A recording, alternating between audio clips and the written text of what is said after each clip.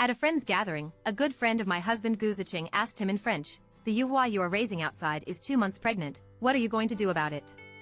Gu Ziqing raised the corners of his lips, thoughtfully packed a meal for me, and then I replied in French, "Daoui doesn't like children. I will ask Zhang Karen to give birth to the child and take him out to raise, so it's okay to keep him." I tried to hold back the tears, but they fell down my cheeks. Gu Ziqing was extremely nervous. "What's wrong with you?" I wiped away my tears and said with a smile that the shrimp dipping sauce was too spicy.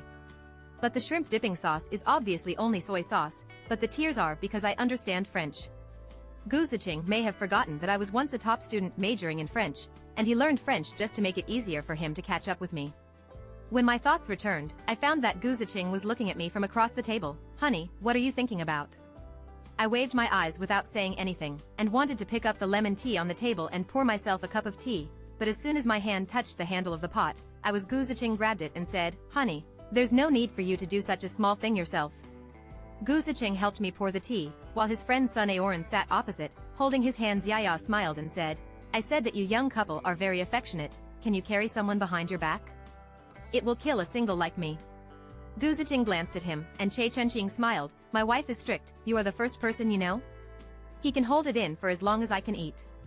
Sun Aoran looked like a grandson, but the words "watch the show" were clearly written in his eyes. I raised my head slightly to look at him, the warmth of the past was gone in my eyes. Gu Ziqing didn't notice. He leaned over and kissed me on the lips. He asked gently, "What's the matter, wife? Are you looking at your husband?"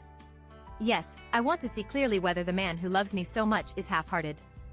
Gu Ziqing was startled, with a flash of panic in his eyes, but he quickly regained his composure. When he looked at me again, his eyes were so affectionate that he seemed to want to drown me. "Honey, don't make such a joke, I can't bear you. The consequences of leaving me." I smiled softly and pulled back the hand he held on my heart. It turned out that he still remembered what I once said to him. When I agreed to be with him, the only thing I asked of him was loyalty. I once said to him, "If one day I find out that you have been unfaithful to me, I will never forgive you." At that time, Gu Ziqing's heart and eyes were all about me, and when I said this, he grabbed my hand. "Guarantee, you are the wife I have been chasing for a year. I will never do anything to make you sad."